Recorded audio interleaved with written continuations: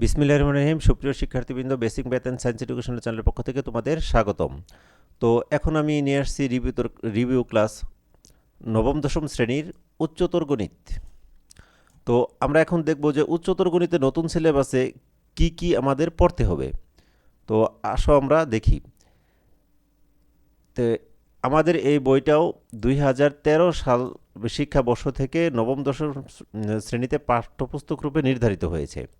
তো এটা 2025 সালের শিক্ষাবর্ষে পরিমার্জিত হয়েছে আমাদের উচ্চতর গণিত বইটি।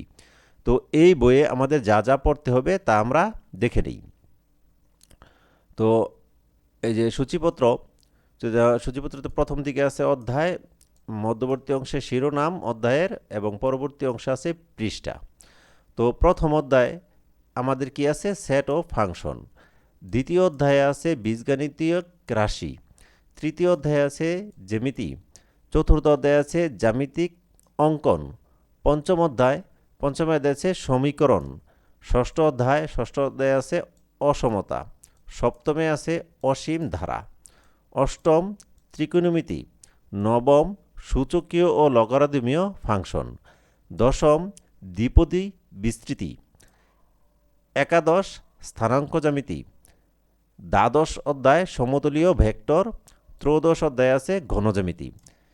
চতুর্দশ অধ্যায় আছে সম্ভাবনা।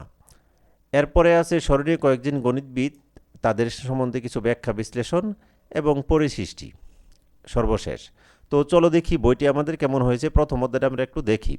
তো প্রথম অধ্যায় আছে কি? সেট ও ফাংশন। তো সেট ও ফাংশনে আমাদের এই অধ্যায় শেষে আমরা এই বিষয়গুলো জানতে পারবো। তো শুরুতে আছে সেট বিভিন্ন রকমের হয়। যে শুরু করতে হয় সার্বিক সেট দ্বারা, তারপর উপসেট আছে যাকে সাবসেট বলা হয়। এরপর আছে ফাঁকা সেট, যেটা হচ্ছে এমটি সেট, সেটের সমতা। পরে আছে প্রকৃত সেট, সেটের অন্তর, পূরক সেট, শক্তি সেট, পাওয়ার সেট যাকে বলা হয়। এরপর আছে আমাদের ব্যঞ্চিত্র। তো সেটের সংযোগ সেট, নিচ্ছেদ সেট, এগুলো আছে, এই যে নিচ্ছেদ সেট। তো এরপর আছে কি? কার্তেশীয় গুণজ। তো এই মোটামুটি এইগুলা প্রথম অধ্যায়ের অর্থাৎ 1.1-এ এই বিষয়গুলো আলোচনা আছে। তো আমরা দেখি যে অনুশীলনীতে আসলে কি আছে এই অধ্যায়ের।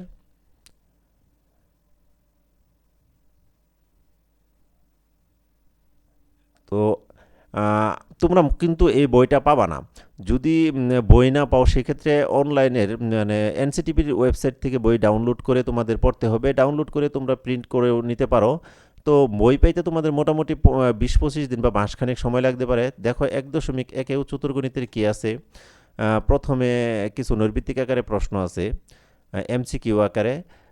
তারপর সংক্ষিপ্ত আকারে প্রশ্ন আছে। দেখো এই যে কত টোটাল অনেকটি বেশ কয়টা প্রশ্ন দেখা যাইতেছে এখানে।